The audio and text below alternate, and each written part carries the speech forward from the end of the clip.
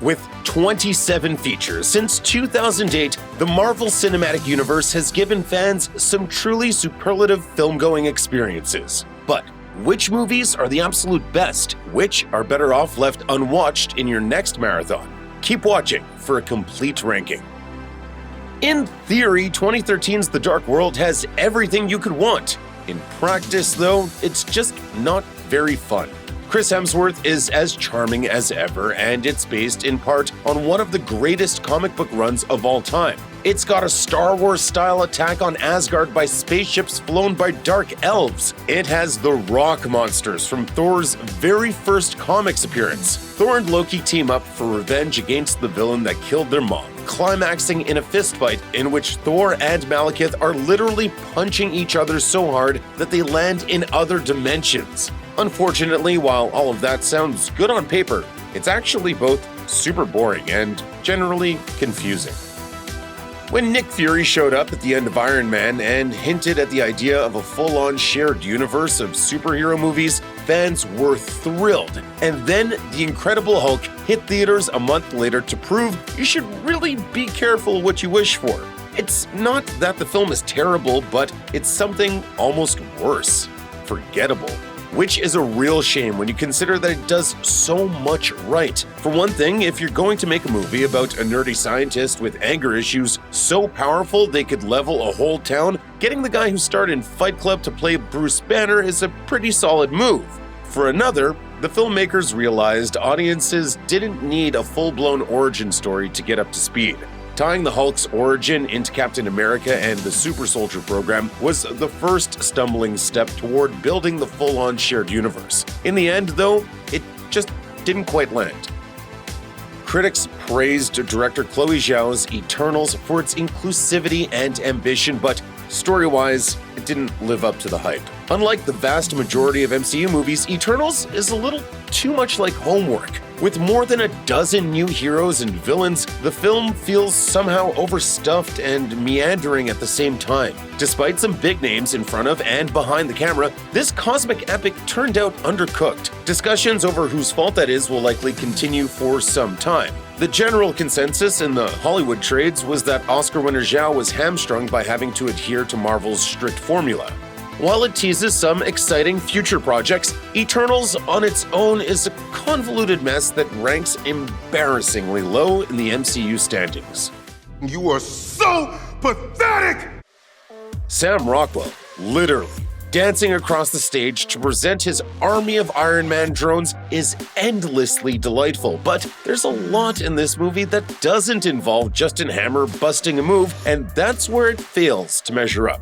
Hammer and Whiplash both serve as evil versions of Tony Stark, bringing unnecessary complications to the story. Even worse, the scene when Stark goes down into his basement with a particle accelerator to somehow build a new element might be the goofiest thing in the entire MCU, and those movies have a talking raccoon from space. At the same time, Iron Man 2 was a confident stride towards the full MCU, introducing the Black Widow and War Machine, and even teasing Thor's arrival in the next film. There's a lot there to like, and even if it's outweighed by the bad stuff, we'll always have Justin Hammer's dance moves.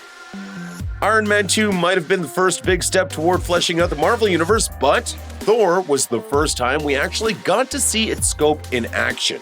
With Thor, we got Asgard in all its glory, complete with a rainbow laser bridge, epic battles against frost giants, and, perhaps most importantly, those big old Jack Kirby hats that Norse gods apparently love to wear. It even gave us a Viking god robot with a face made of death lasers, and it introduced arguably the best villain in the whole MCU, Loki. Like Thor: The Dark World, though, the original Thor film somehow ended up feeling like less than the sum of its parts. It should have been great, but ended up merely okay. Iron Man 3 tried to do something different, and it succeeded brilliantly. Unfortunately, what it was trying to do was defy expectations by completely undermining everything fans loved about Iron Man in the MCU.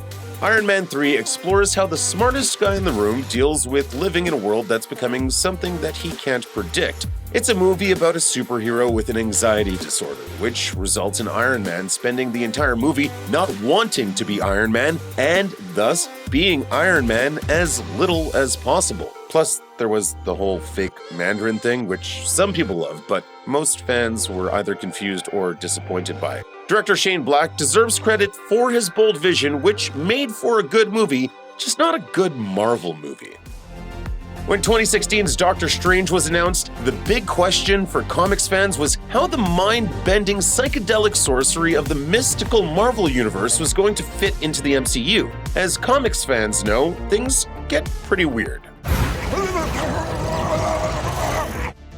And from a visual standpoint, the filmmakers absolutely nailed it. The splitting realities in the movie's fight scenes were beautifully weird, and the ghostly, ethereal plane where life and death battles for the fate of the Earth could rage unseen was great for showing how different Stephen Strange's world was. From a story standpoint, though, it seemed a little too familiar, as the story beats were basically Iron Man with magic.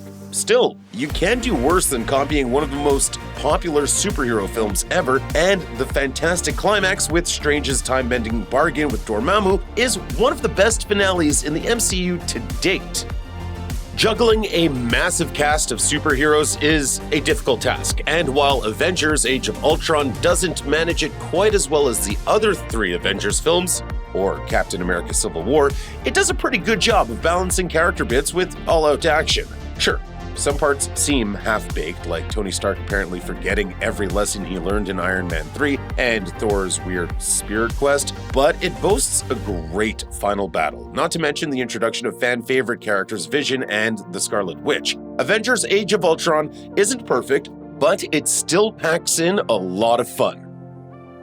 All the way back in 2010, producer Kevin Feige confirmed that a solo outing for Natasha Romanoff was in the pipeline. But over a decade would pass before Black Widow hit Cineplexes and Disney+. Taking place right after the events of Captain America Civil War, Kate Shortland's prequel sends Natasha back to Budapest to deal with her past. There, she teams up with Yelena Belova, a fellow Red Room trainee who once posed as Romanoff's sister to take down the Black Widow program. Watching Romanoff right her wrongs after so many years is undeniably satisfying, and Black Widow benefits from the fact that it largely stands alone. It's a gripping watch and a worthy send-off for an OG Avenger. This thing that you do when you whip your hair when you're fighting with the arm and the hair and you do like a fighting pose. The first Guardians of the Galaxy movie proved that the MCU could get weird and cosmic and still be incredibly entertaining. The second one proved that it wasn't a fluke. If anything, it went bigger. The first movie brought us stuff like the Nova Corps and Ronan the Accuser, but Volume 2 has about a half hour of superheroes battling Ego the Living Planet. It's got waves of space drones swarming into starship battles, a warp drive sequence that knows exactly how silly it is, and it features the best Stan Lee cameo in cinema history and the single best use of a Zune in anything ever. It's tempting to say, Ant-Man shouldn't have worked as well as it did, and that a second-tier superhero with the ability to get really tiny and talk to ants was a big surprise when it started to rake in hundreds of millions of dollars. Really, though, it's not that unexpected. After all, Marvel's first big movie success came from a pretty obscure D-lister from the pages of Tomb of Dracula. Audiences have always been interested in stories that twist the expected superhero plot points around into something new, and that's where Ant-Man really delivers. As easy as it would have been to portray Scott Lang as a microscopic version of Iron Man, his story felt different. Hey, are we the good guys? Yeah. We're the good guys, right? Yeah, we're the good guys. Feels kind of weird, you know? The movie has its missteps, like going out of its way to justify not having the Wasp show up until the sequel, but on the other hand, this is a movie in which the hero loses a fight with a toy train, and Chekhov's gun is actually Chekhov's 60-ton tank. That the Avengers works at all is pretty impressive, but that it works as well as it did, that's basically a miracle. Even less than a decade later, it's difficult to remember that this was the first time that anything like this had been attempted. A movie that combined characters who had been established in their own films, each with their own tone and style. In bringing them together, Joss Whedon had to balance the fantasy of Thor, the snarky sci-fi of Iron Man, and the sincere superheroics of Captain America, combining them all, along with Hulk, Hawkeye, and Black Widow, with stakes that were high enough to bring everyone together for a single adventure, and this movie does it. Those big stakes mostly result from an army of faceless aliens, but even that paid off years later in Avengers Infinity War, and Loki getting Hulk smashed like a Looney Tunes character was the most fun superhero movies had ever been. It's safe to say, Iron Man surprised us all. It's not that we expected it to be bad. Tony Stark's origin story is a pretty good fit for a Hollywood action movie. It had a great cast, and while director Jon Favreau might have been best known for Elf, that really wasn't a bad thing. But still, none of us expected it to be so good that it would become the foundation of the entire MCU. To say that it was an exceptionally powerful launch would be an understatement. There are times when this feels less like a superhero movie and more like a popcorn revenge flick where the hero just happens to have a flying suit of armor, but it did its job so well that those shortcomings are easy to forgive. Every set piece in Ant-Man and the Wasp plays with the idea of changing size. From the Wasp running along the blade of a knife to Ant-Man using a flatbed truck as a scooter. Through it all, this sequel is genuinely hilarious. After the relentless downer of Avengers Infinity War, this lighthearted take on superheroes with stakes far more personal than cosmic was a welcome tone shift. What are you laughing? Please, can you just... Okay. Arguably, the best thing about the MCU is that it feels like a shared universe in the same way that the comics do. The knowledge that Ant-Man and the Wasp and Infinity War happen at roughly the same time is maybe the best expression of that. Thanos is solemnly searching for the Infinity Stones while Scott Lang is running through an elementary school in a hoodie because he got stuck at 3 feet tall. And it all sets up a heck of a gut punch at the end. The first Avenger does origin stories better than most, and a lot of that has to do with Chris Evans. In a franchise that's full of amazing casting choices, Evans pulls off the incredible feat of embodying a square-jawed, relentlessly earnest product of the military-industrial complex in a way that makes him impossible not to like. For all that super strength, there's a character whose real superpower is making you believe in him, and that's exactly what this movie does. I can do this all day. As good as it was on its own, it also serves as the proof of concept for the superhero movie as a period piece, and gave the MCU a history that went further back than 2008 and Tony Stark's cave. The first Guardians of the Galaxy movie manages to balance so much stuff going on that you almost don't notice how complicated it is for all the fun you're having. It's got a team of lovable misfits dealing with their own issues while fighting against a massive threat, expansive interstellar empires, and a retro feel supported by a classic rock soundtrack that doesn't feel like it's wallowing in the past. All that, and still tells a story so fun that it made Rocket Raccoon a household name. It breaks the formula in every way it can to the point where it's a superhero team movie that ends with a dance-off and the heroes literally saving the universe with the power of friendship. Far From Home is built around the question of what this universe looks like without its first superhero, Tony Stark. There's a void in the MCU that needs to be filled, and Spider-Man might just be the one to do it. That's why Mysterio's plot goes all the way back to the first Iron Man film and weaves through the entire MCU timeline. Making it all make sense to cap off another phase of the MCU was an amazing feat. All the good Spider-Man stuff is here. Peter Parker has to wrestle with responsibility and self-doubt, the romance with MJ is heartfelt and sweet, and there are serious consequences for Spider-Man always walking around with his mask off. There are world-shattering surprises and lots of fun special effects from a special effects wizard villain. It's a super fun time at the movie theater.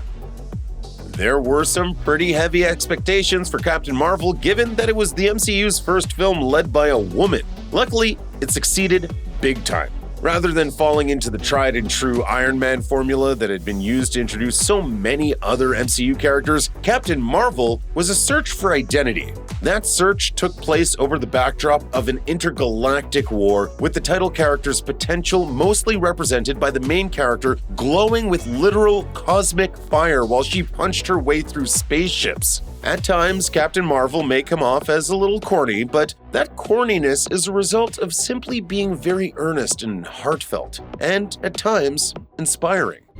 My name is Carol.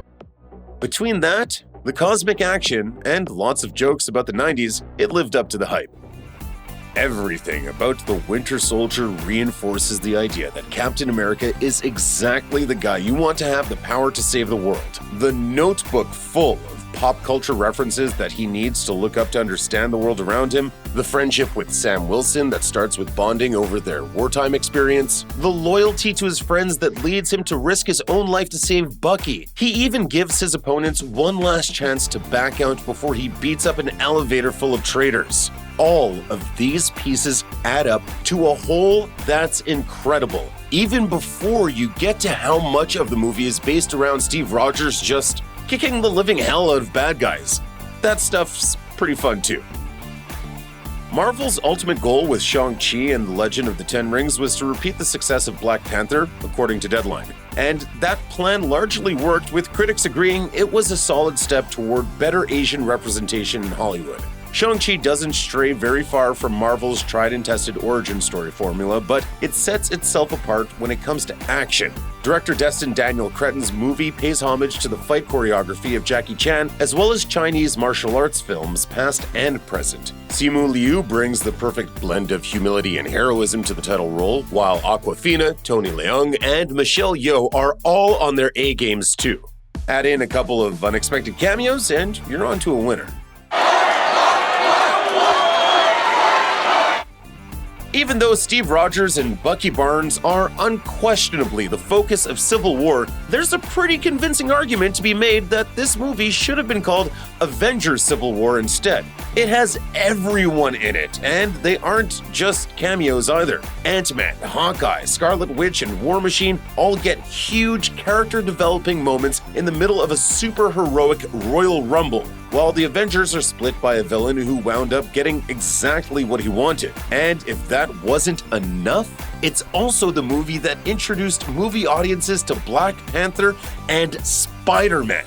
The characters are never flattened out to fit, and the three-way fight at the end has not only some of the best action in the MCU, but some of the most emotional moments too.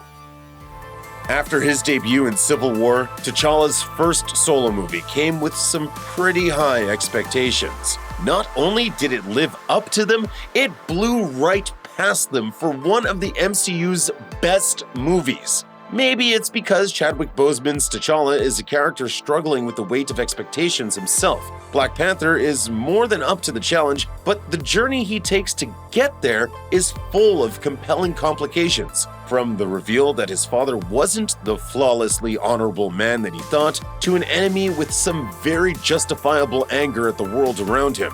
It's a superhero struggle that goes far beyond just the punch-out battle in the climax. Black Panther never shies away from its high-tech comic book roots, but tells a story that's very much rooted in the real world and does it beautifully. More than any other superhero movie, Infinity War captures the feeling of an epic comic book crossover. There are multiple interconnected stories going on at the same time, each with its own flavor, bridging different story arcs and making sure every single character gets a moment in the spotlight. When it comes together at the end, it's a fight across multiple planets where the unbelievably high stakes become very real for both the characters and the fans who've been invested in these movies for a full 10 years. That's a tough enough bit of storytelling to pull off well even in comic books, and they've had decades of practice. Seeing it done here, in a single movie that still has the feeling of encompassing a whole universe, no other movie has ever done that, and it's hard to imagine another one doing it this well. As good as it is on its own, the fact that Peter Parker swings into action after 15 other movies means we don't have to waste time with an origin story. Thematically, Homecoming builds on everything that came before in a truly incredible way, with direct callbacks to Tony Stark's character arc that show how different Peter is from the hero he's trying to impress. The idea of a superhero universe erupting around otherwise normal people is the conflict that drives everything about the movie. Take that away, and you've still got great characters, great action, and one of the best scenes in the franchise. With it, though, you've got pure magic. To say that Ragnarok lifts heavily from Walt Simonson's epic mid-80s run of The Mighty Thor is putting it mildly. The only things in this movie that weren't directly inspired by Simonson are the pieces it pulls directly from Marvel's more recent Planet Hulk storyline, right down to the Hulk's gladiator gear. The thing is, Taika Waititi's film chops up all those pieces and rearranges them into something that's both different and genuinely hilarious. That part isn't surprising, considering that before Ragnarok, Waititi was probably best known for co-directing the vampire mockumentary What We Do in the Shadows, but it takes advantage of Chris Hemsworth's infuriatingly good comedic timing. Ow. Sad to be sure. 3 generations of Spider-Man movies collide spectacularly in Spider-Man No Way Home. Tom Holland's Peter Parker is once again the main focus, but No Way Home is closer to an Avenger-style team-up than the 2 films that precede it. Doctor Strange plays a huge role, but some characters from outside the MCU show up too. In what was one of the worst-kept secrets in MCU history, Tobey Maguire and Andrew Garfield appear to offer Holland's Peter Parker sage advice and much-needed comfort in the fight to save the lives of the villains from those 2 actors' own Spider-Man flicks. Holland finally gets his "with great power comes great responsibility" moment, and it's one that you won't forget. The Brit turns in his most accomplished performance as Spidey, backed up by the all-star supporting cast. No Way Home is the best Spider-Man movie to date. Endgame could have gone wrong really easily. It's meant to serve as the climax of the 21 movies before it in the first saga of the MCU, so saying that Marvel pulled it off is saying that they pretty much achieved a miracle. The film is loaded with callbacks in ways that you don't even realize until you stop to think about them. Captain America's support group, New Asgard, Black Widow wiping out the red in her ledger, and the list goes on. It's payoff after payoff, but it never feels like pure fan service. It really does feel like an ending. Plus, Endgame has plenty of great moments on its own. The time travel hijinks, the debut of Professor Hulk, the audacity of skipping ahead 5 years, and the sheer fist-pumping awesomeness of Cap tightening up his shield and standing alone against the apocalypse. It really is the thundering climax fans have wanted from the start. Is that everyone? Like you wanted more? Check out one of our newest videos right here. Plus, even more Looper videos about the MCU are coming soon. Subscribe to our YouTube channel and hit the bell so you don't miss a single one.